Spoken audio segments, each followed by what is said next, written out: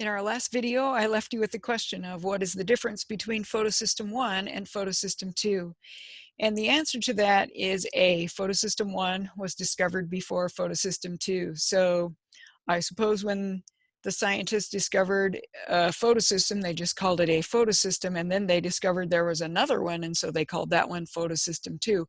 But it turns out that in the light reactions, the flow of electrons goes from PS2 through an electron transport chain and then to PS1.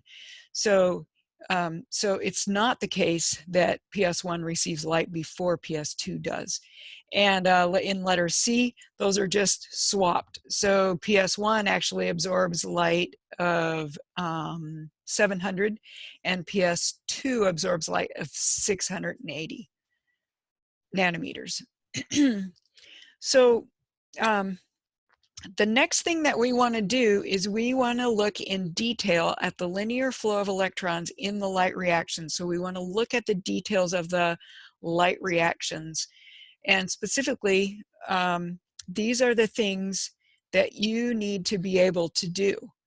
So if you were in class, I would have you go to the boards and work with your friends to make a model of the linear flow of electrons. And you would need to show the source of electrons, the source of energy, the various electron carriers, where redox reactions happen, how the flow of electrons generates ATP, and the final electron acceptor in this linear flow. So to learn this really well, I recommend that you stop the video now and go and try to draw it out. And then when you get stuck, you could either look in your textbook or you could come back to the video and I will walk you through each stage. So I recommend that you stop and try this on your own before I walk you through it. And now I'll go ahead and walk you through it. So this is a figure from your book that shows the linear flow of electrons. And I will just explain this diagram, and I will follow the blue numbers that are on the diagram. So the first stage, and we kind of already talked about this when we talked about the photosystems, but the first step would be light being absorbed by one of the pigments in the light harvesting complex in the antenna, and then that would cause an electron to be boosted to a higher energy level. When that excited electron drops back down, another photon is emitted, and so in this way the light energy is passed from pigment to pigment, and finally that light is absorbed by one of the chlorophylls in the reaction center. Specifically, this will be exactly the wavelength 680 nanometers. This light that's originally absorbed would have a higher energy than that, or a shorter wavelength. And then when the P680 chlorophylls absorb this light energy, that excites an electron, and that electron is donated to the primary electron acceptor. And that's shown as step 2 here, but it's really the first step in the light reactions. Now, once this happens, once an electron has left P680, we would say, since an electron has left, that the P680 is now oxidized, and it's kind of got an electron hole. And so it becomes a very electronegative molecule. It has a very strong draw on electrons.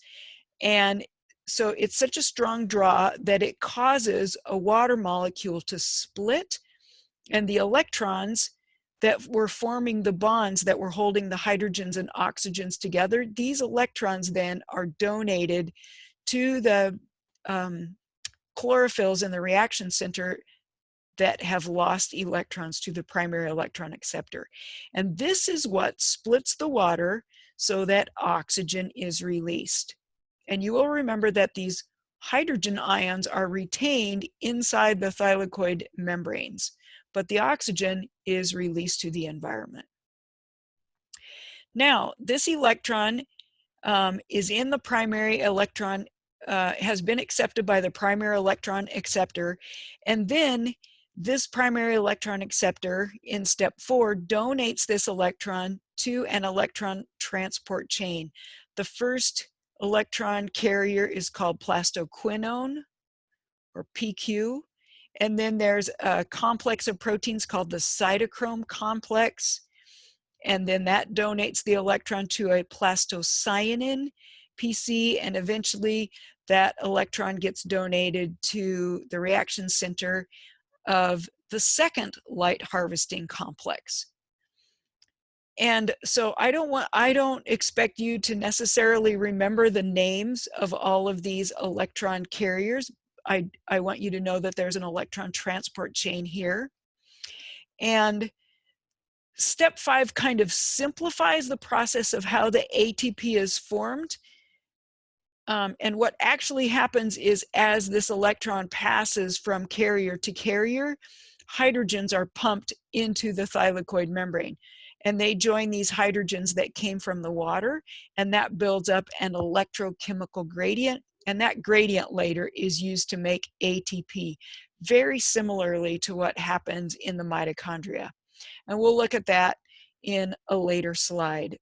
But for now, just know that the energy that's lost as the electron travels through here is going to be captured in that electrochemical gradient, in that proton gradient, and that gradient will then be used to make ATPs. Now, so we've left the electron here in the reaction center of PS1, photosystem 1. And so in order for this electron to move on, this reaction center has to receive some more light. So we have a second photon of light that excites another pigment molecule, which then emits a photon, which excites another pigment, which emits another photon, and so on. And this energy, this light energy, is passed to the P700. And when this light energy of 700 nanometers is absorbed by these chlorophyll molecules, that boosts another electron up to another primary electron acceptor. So that is step 6, is the light absorption, which is going to be used to boost this electron to a higher energy level, and then it's donated to another primary electron acceptor. Then there is a second electron transport chain, which includes ferredoxin, or FD, and eventually there is an enzyme here, NAD+ reductase, that will add these 2 electrons onto an NADPH, which then grabs a hydrogen ion from the stroma, and that becomes the reduced form of NADPH. So this figure shows you the 2 products of the light reaction, which are ATP and NADPH, and both of these will be passed on to the Calvin cycle. You're also seeing that the light reactions require light, and they require water, which gets split, and then oxygen is released. So you can see all the inputs and outputs and more details about how they're used. And by the way, this figure is called the Z scheme, because if you kind of look at it sideways, you can see that the path of electrons forms a Z. And this is shown kind of energy-wise, not exactly the orientations that these proteins are in the thylakoids, but how much energy each of these would have as the electrons pass through. So energy is kind of like, free energy is kind of like on the y-axis of this figure.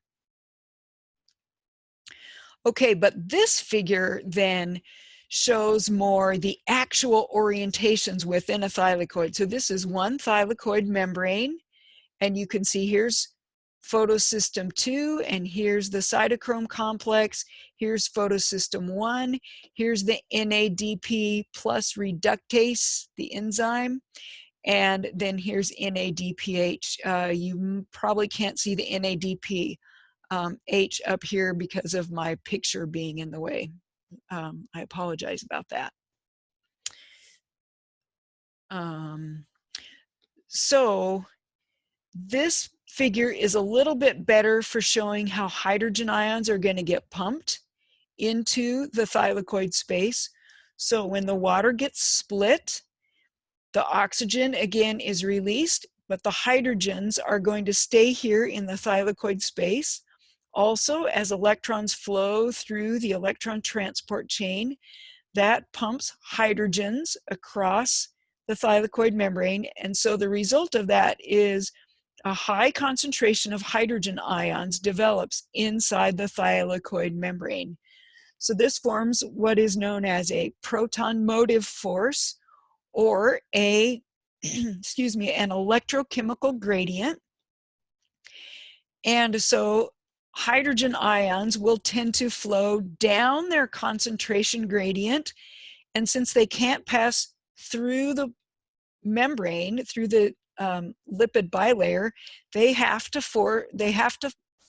flow through an ATP synthase. I'm sure this looks familiar. Sorry.